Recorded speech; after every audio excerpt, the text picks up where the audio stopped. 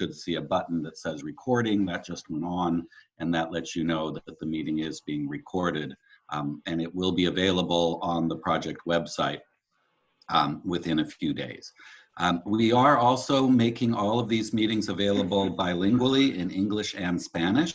So the next thing I would like to do immediately is to ask Maria from the city of Hollister to make that introduction in Spanish as well, so we can see if there are people here who would like Spanish translation. Thank you, David. Buenos días a todos, bienvenidos al taller virtual de la actualización del Plan General. El día de hoy quisiera invitar a cualquier persona que necesite introducción en español, que por favor me deje saber, porque todas estas juntas están también disponibles en español.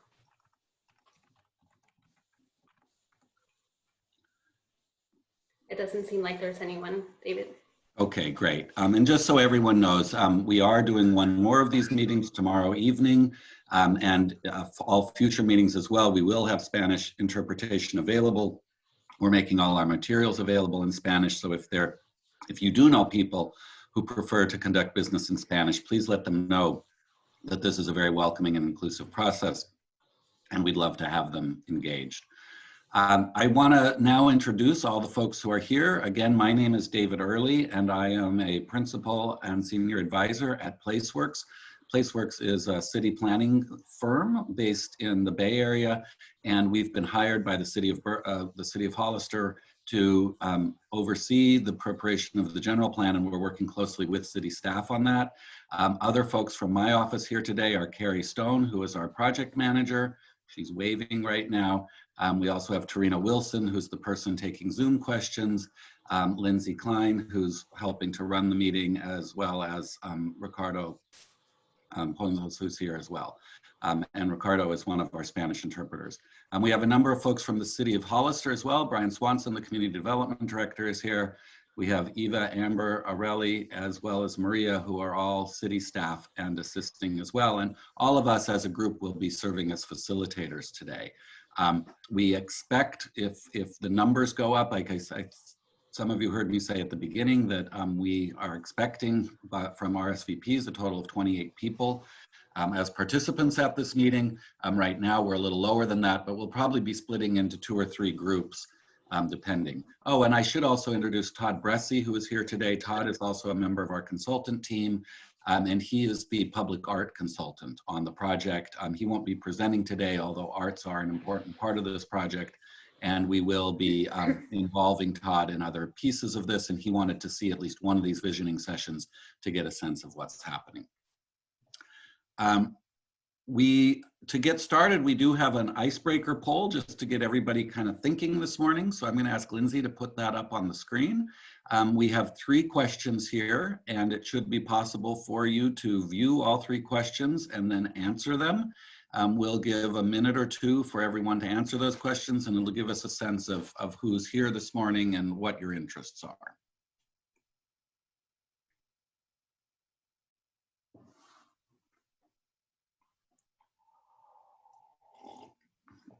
The first person has started filling out the poll, and you'll see the responses change as people fill in the answers.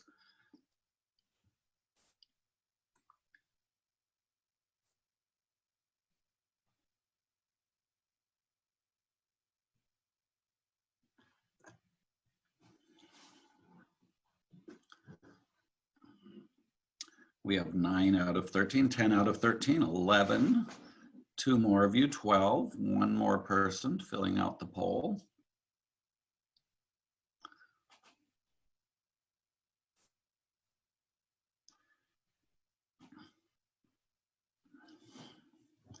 It looks like maybe there's 1 person who isn't going to or isn't able to fill out the poll. I think we'll probably go ahead and close it. We have 12 of the 13 of you who've responded. And you can see that on the results here that half of the group who responded are residents of Hollister. We also have 1 business owner, representatives from several community organizations, and a couple of folks who identified themselves as others. And then we ask, what's your favorite thing about Hollister? And the plurality, 4 people said small town character. We also have folks who like the neighborhoods, the local businesses, that it's easy to get around. and the downtown as another important item. So a lot of real interest in sort of this small town neighborhood character that Hollister has. And I think that's probably something that will come up as we talk about the vision today as well. I'm going to close this poll and thank you all very much. We did also ask, by the way, about whether people need any introduction to Zoom, and the answer looks like is no. So we'll not do that and just move along in the agenda. I'm going to share my screen now, and let me just make sure, is there anything, Carrie or anyone, that I'm forgetting before I go into the presentation?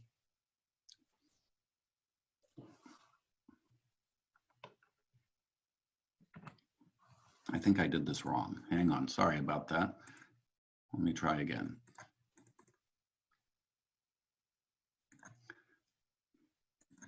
Okay, now you should be able to see my screen. Can everybody see that? Yes, I see heads nodding. Great. So today's agenda is the welcomes and introductions that we've just had, and I'm going to now launch into a presentation about the general plan and the visioning process. We'll have a brief time for questions and answers, and then the real thing we want to get into is the small group discussion in 2 or 3 groups to talk about your thoughts about what you really like about Hollister and what your vision is for Hollister in the year 2040. I'll talk a little bit more about that in the presentation. We'll have the small group discussion, and then each of the groups that meets will be able to report back at the end of the meeting, and we should be done by about 8:30 this morning. So does anybody have any questions about that agenda before we go on? Okay, I think there are none, so I'm going to just dive into the presentation. From here on out, if you don't mind, what I'd like you to do is hold your questions until the end.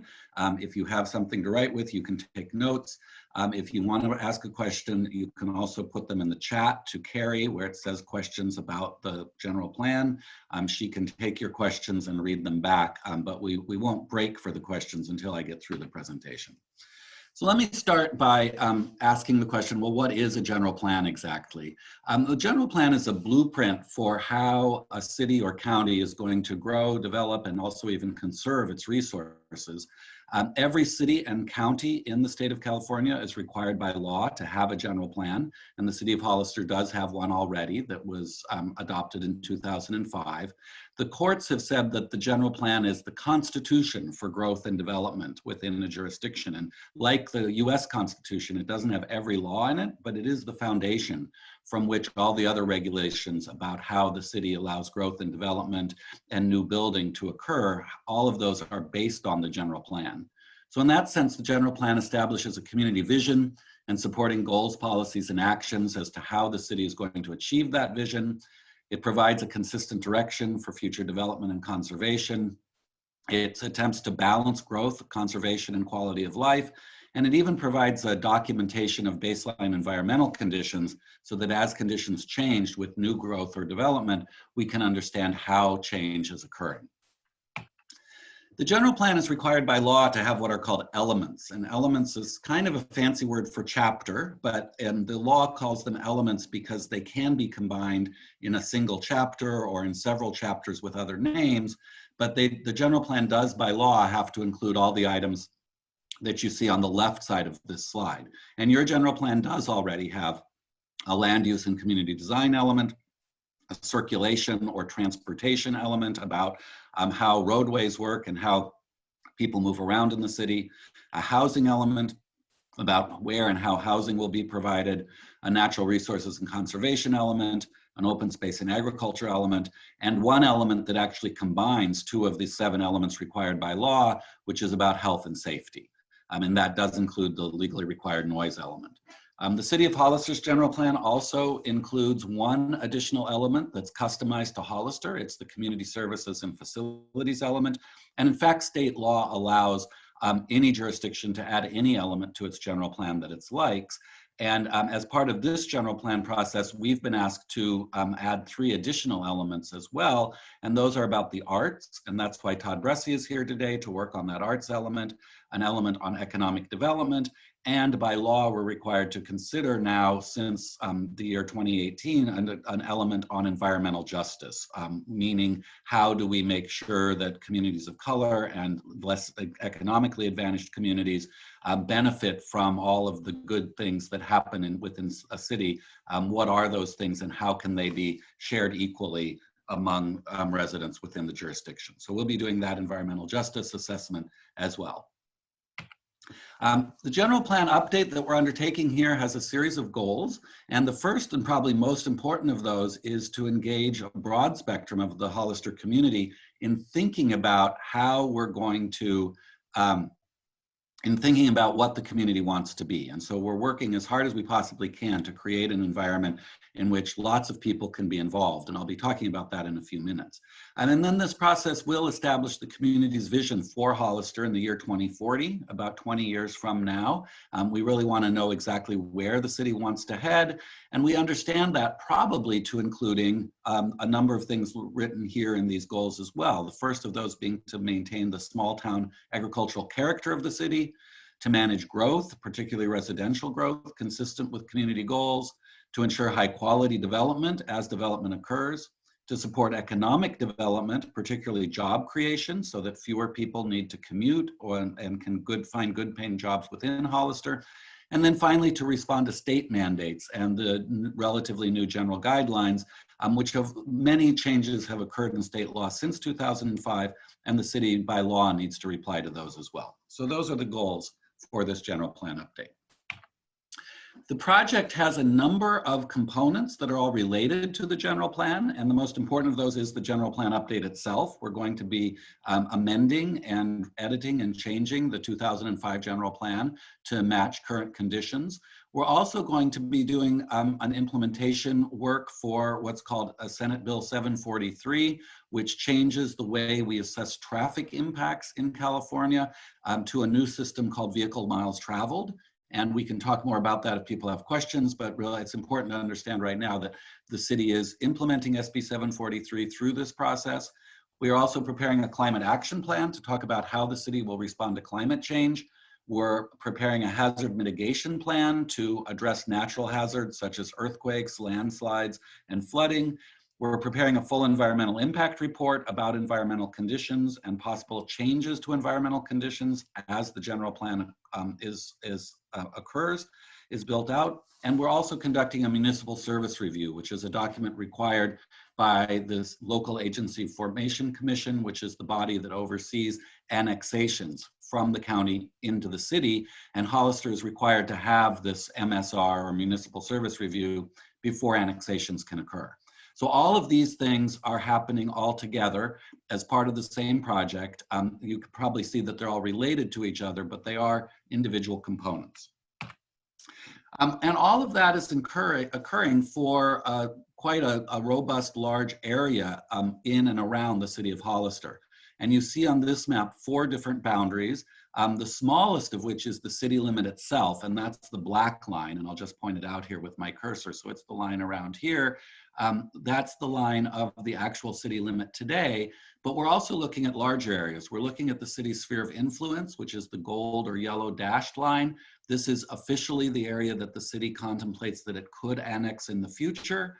We're also looking at the city's urban service area, this pink or red line, which is the area where the city can already provide urban services, even to development that occurs under county jurisdiction. And we're looking at an even larger area that's called the planning area. And this is an area that we have identified as having an impact on issues in the city of Hollister. This planning area, parts of it may never be annexed or developed, but it's an area that's meant to encompass all the areas around Hollister that have an effect on Hollister. And so we're going to be considering all of those areas as part of this planning process. As I mentioned before, we're very committed to very robust community involvement. We've put together a series of 6 different times when there will be workshops and events. Those were originally intended to occur in person. With the COVID-19 pandemic, they're being switched, at least for now, to virtual meetings, and most of them will be not just one event, but several. So for example, for this visioning event, which was intended to be just one of the 6, we're now actually holding 4 separate online workshops. So the number 6 will probably increase greatly as we hold these virtually instead of in person.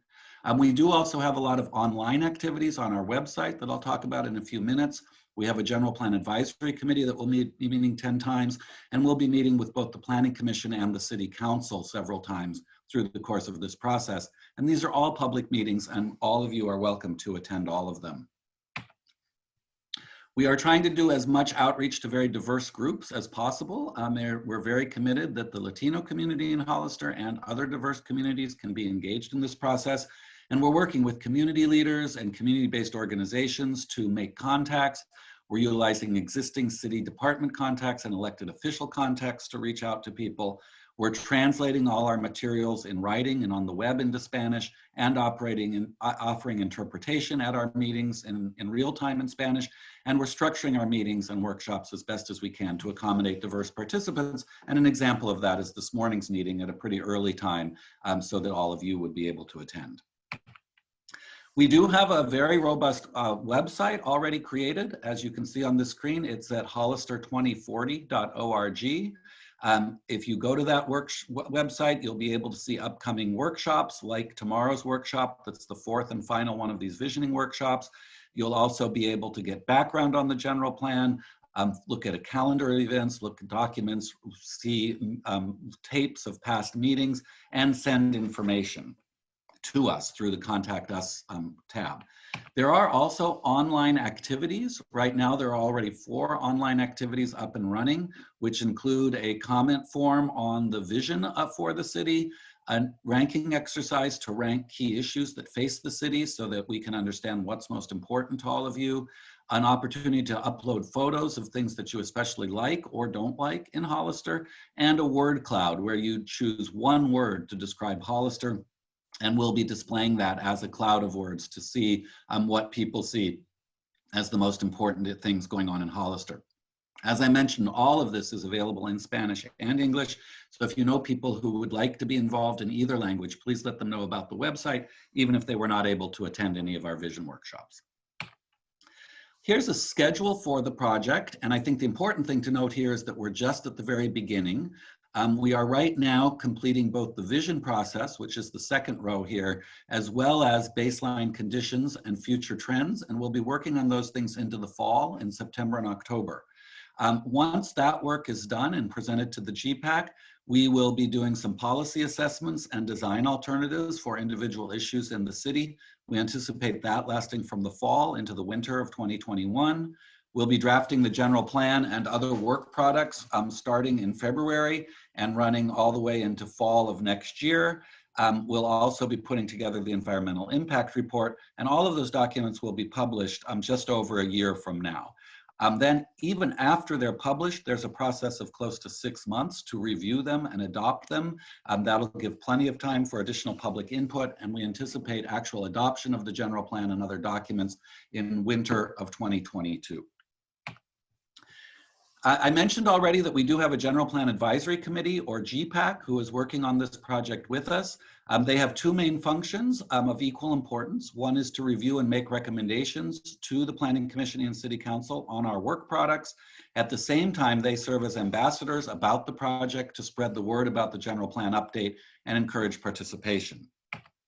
The GPAC will be holding 10 meetings. It's held one already. It will be holding one in August and another one in October, and then moving forward from there, meeting every 1 to 2 months over the 2-year process of this project. They're usually 2 hours per meeting.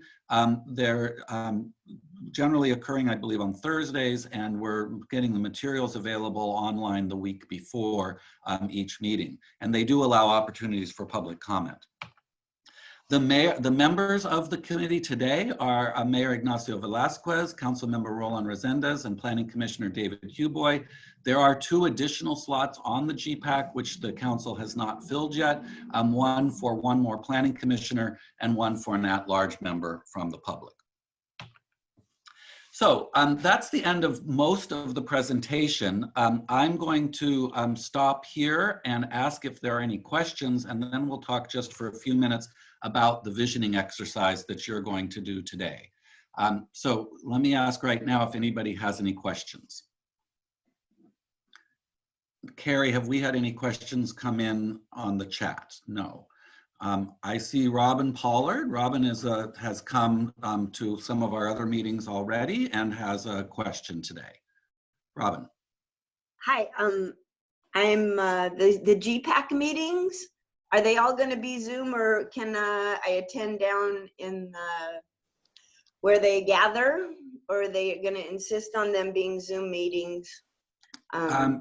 Brian, can you? And will we be notified when they are? Like, will I get an email, or am I going to have to hunt to make sure that it doesn't slip by without much notice? Thank you. We do maintain an email contact list, and you will get an email notice before each GPAC meeting.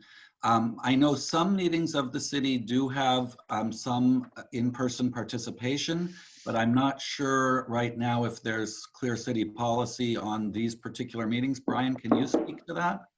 Yeah, sure. Hi, Robin. Good morning. Some of the public meetings, the public meetings we have in City Hall, they are open to the public, but they're limited to a number of people that are allowed in the building. So the next meeting, feel free to try and come early so you're allowed to enter the room and sit in the audience. Other than that, it has to be done by Zoom. So. And okay, so I will have it will be down at City Hall, and I'll have the opportunity to at least see if I can get a seat. Thank you. Yes, sure. And let me say also that at least for our first GPAC meeting, not all the GPAC members attended in person. They also can make decisions to attend remotely and virtually. And if I'm not mistaken, I think all 3 of them did that last time. So you are welcome to go to City Hall, but city staff will be there. The GPAC members themselves may be calling in remotely, as other participants do as well. Right. Yeah, I realize that. Thank you. You're welcome. We got a question via chat from Ariel, who asked, when will Hollister be sharing the baseline condition work? That work will become available probably in October. Because of the pandemic, a little bit of it is taking a little extra time to prepare it. It's a little longer a process than we anticipated originally, but right now we've scheduled a GPAC meeting in mid-October, and we anticipate having the entire report available by the end of September or very early in October, before the GPAC reviews it at its 3rd meeting. Other questions?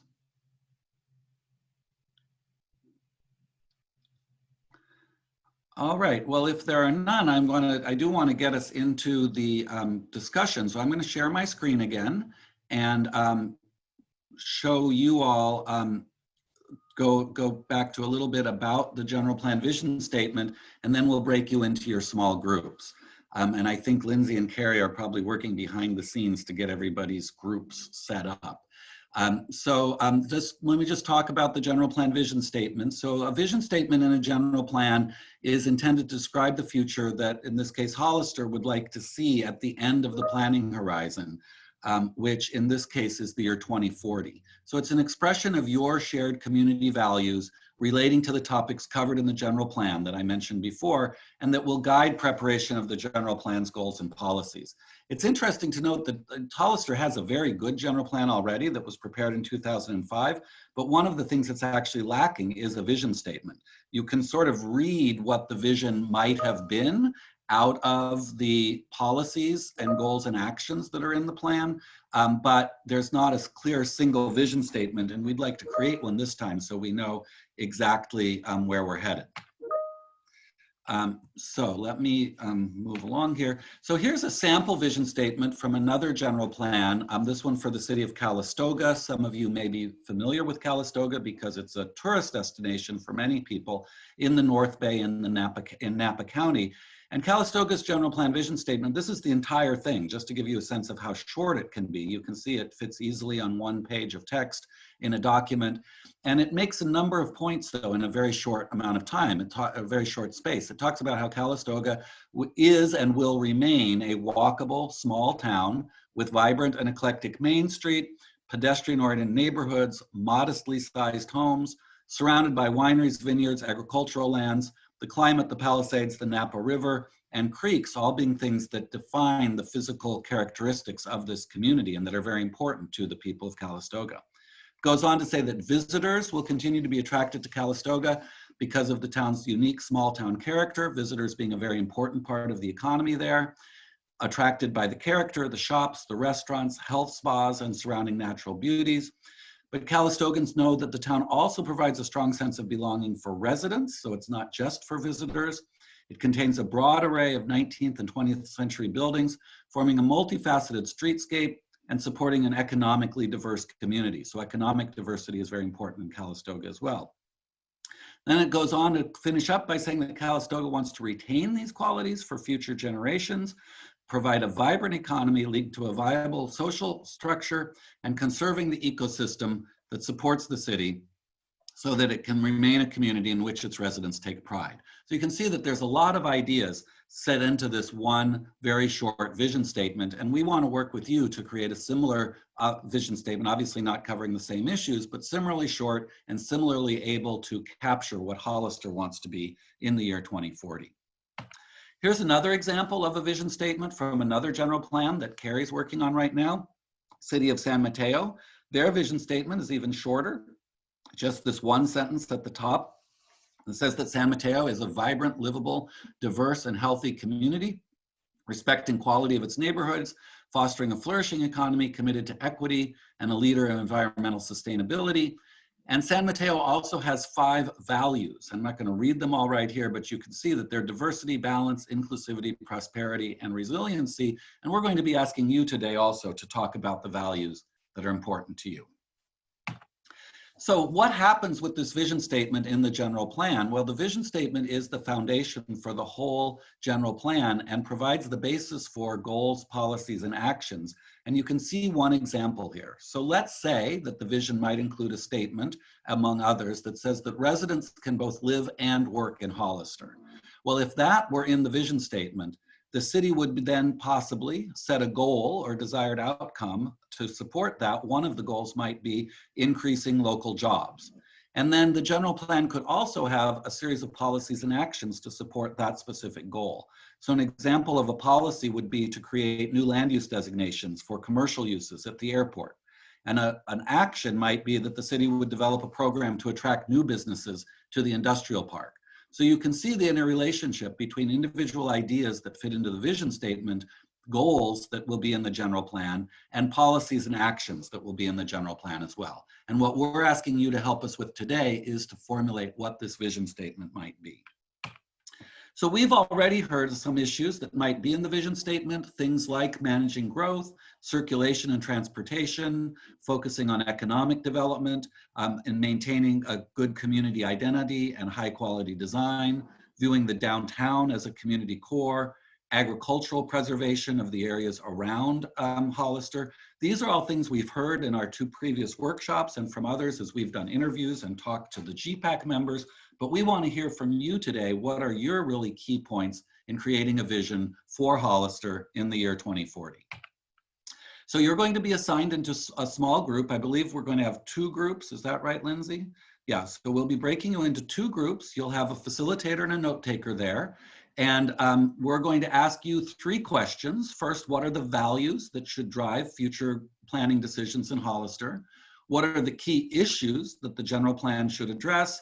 And for each of those issues, what's your vision for that issue in the year 2040? You'll have a note taker who will record your comments, and we're going to also ask you to choose a spokesperson from each of the 2 groups so that we can hear back from what both of the 2 groups did. So with that, I do want to just mention that we ask you to speak from your own experience, to listen to each other and be respectful of differences. You don't need to reach consensus on everything this morning. We really want to hear from each other about what your ideas for Hollister's future vision are. We want to make sure everyone gets to participate, and we really want to affirm that everyone's thoughts and questions are valuable. So with that, I'm going to close the sharing of the screen again, and Lindsay will place everyone into the small groups, and we will begin the small group work. All right, hi everyone. I'm going to be putting, I'm going to open this up in a second. You'll see a little notification asking you to join your group, and just hit accept, go for it.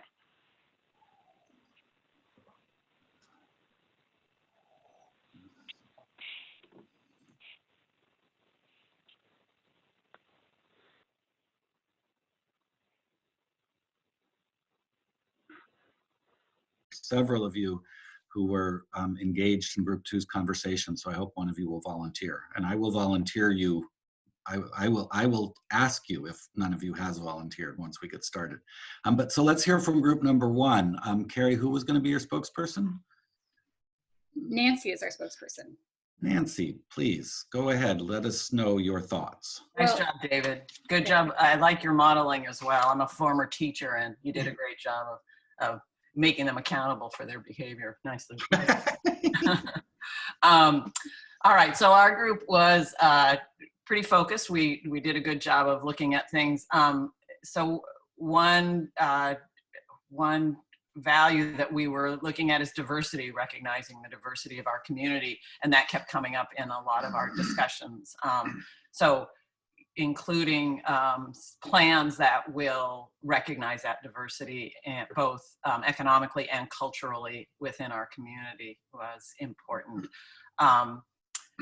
We want sustainability in our community, and that had to do with people being able to work in our community and live in our community as well, and also maintaining what is good about the Hollister area, considering agriculture and considering the cultural diversity of the area, but being concerned about people being able to live here because costs not going up. You know, the economics of it was really important to people. Plus just the quality of the experience. Parks kept coming up, and concerns for the economic viability of the area as well. Okay, I think I got that. Oh, so I should have said you've got about 2 minutes, and that was about a minute so far. Okay, sorry. The diversity in housing and in people. So we want to make sure our housing, we have different forms of housing for people and different possibilities. Okay, that will allow, you know, apartments and things like that, so that people with lower economic area or needs. We want connectivity, infrastructure planning to make sure that we're planning well, that we're not just things going up without lots of planning going on, making sure we have a plan, especially for parks, open space, agriculture, making sure that agriculture is planned for and recognized as an important part of the community, plus all of the different the national parks and the wineries and things that we can use to draw people to our community, to boost our economy, coordinating with the county and the city to make sure that services, and that we're using our services as best we can, maybe incorporating some of those county areas into the city to make it better economically. Walkability, bikeability, so connecting neighborhoods together so that it feels like a community, even though we're very diverse, that our communities are connected together and not these individual islands, but that we can all connect together. Scroll up, yep. Transparency is important with our county and our city, that we feel confident in our leaders, that they're being transparent with us and that we can trust them. We want an economically independent community, so that people can work here and live here, not having to commute so much. And we have like I said, lots of tourist opportunities, Hollister Hills, national parks. We have some strong architectural character in the city. We want to maintain that, not just random buildings going up, but that we're have a good architectural character and we're respecting that. And also being aware of previous planning efforts and building on those planning efforts that were done in the past and using those to improve our city. How'd I do? Sounded great to me. Yeah, did I get everything? Oh, sorry. Anybody want, these are, I think, the notes from group 2, so don't be surprised by them. I think I did sit on part of your discussion. I think you hit main things. It was great. So who can we get from group number 2 to volunteer to be, to give a short overview? You do have the notes here from your group, so and items are highlighted for you. I'm sure you'll remember. Who could do the presentation? Jennifer, thank you for volunteering. Hi, this is Jennifer. Yeah, we touched on a number of things. I think I might be going a bit out of order here, but in terms of values, we definitely discussed the importance of diversity and preserving our diverse and reflecting our diverse culture.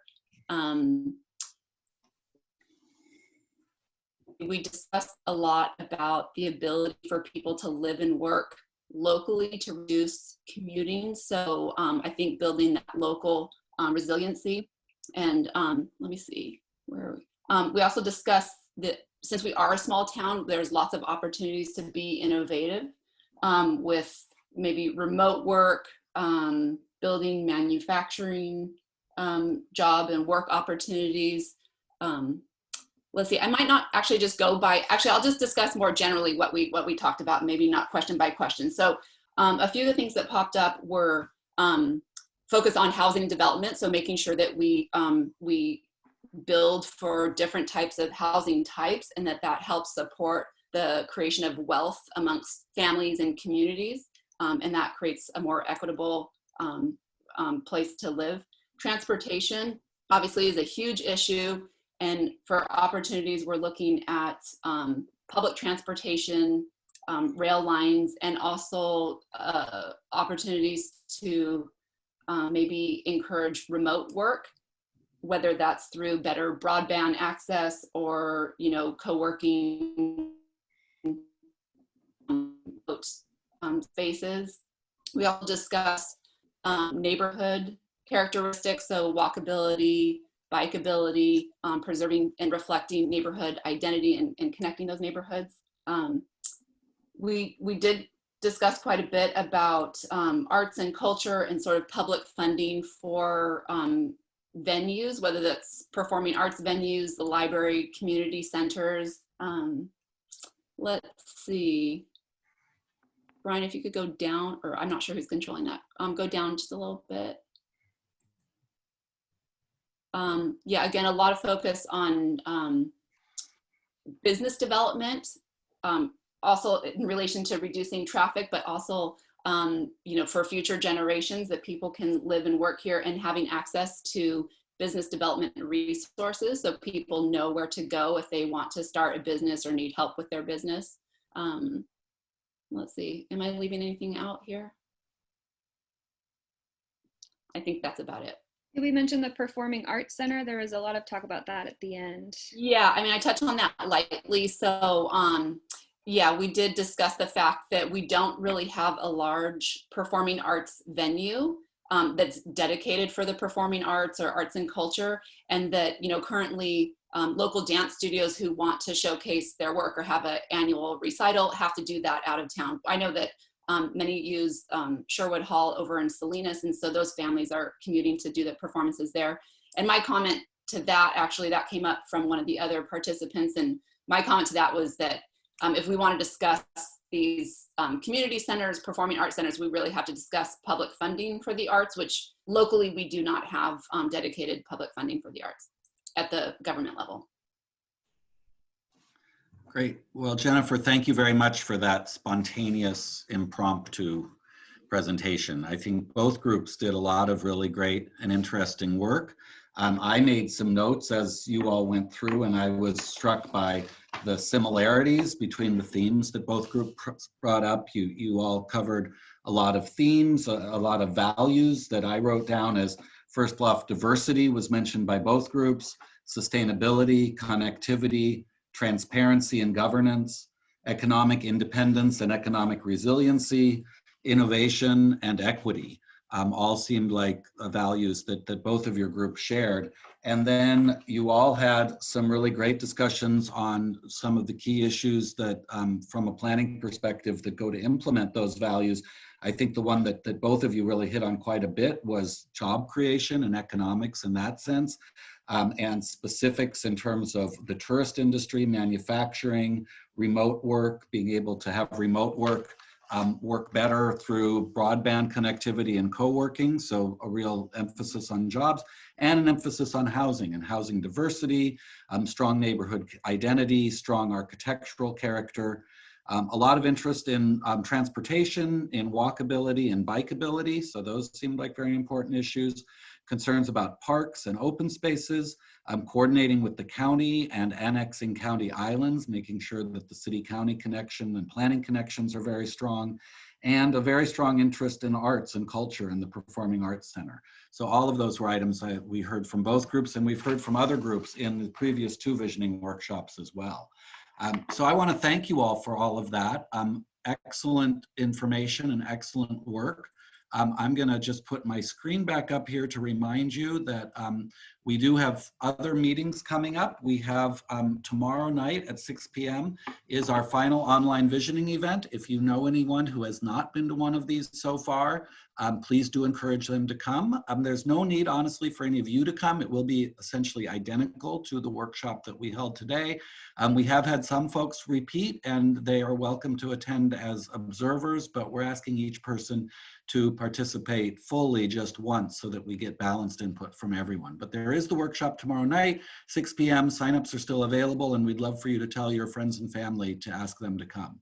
The GPAC will hold a meeting to look at the vision document that we put together sometime in August. We're still setting a date for that, but as I mentioned earlier, we will send an email to everyone whose email address we have, letting you know that date once it's set. And between now and mid-August, we will be taking all the input that comes from these 4 workshops and turning them into a single vision statement, like the ones I showed you for Calistoga and San Mateo. And you'll be able to review that in advance of the meeting, and then the GPAC will review it, give us feedback, and hopefully approve it at that meeting in August. And that then will provide the foundation for the entire general plan, which we'll be working on, as you understand, over the next year or more. That finishes up our presentation for today.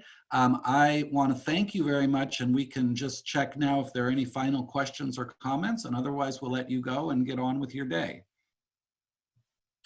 Any final questions or notes? I have a question. I know I had mentioned this earlier in the chat, but I was just wondering if I could get these notes for reference. Both the notes and a recording of the meeting will be available on our project website. Okay, great. Thank you so much. Any other questions or comments?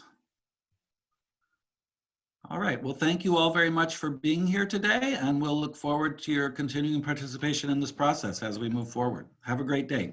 Bye-bye. Thank you. Thank you.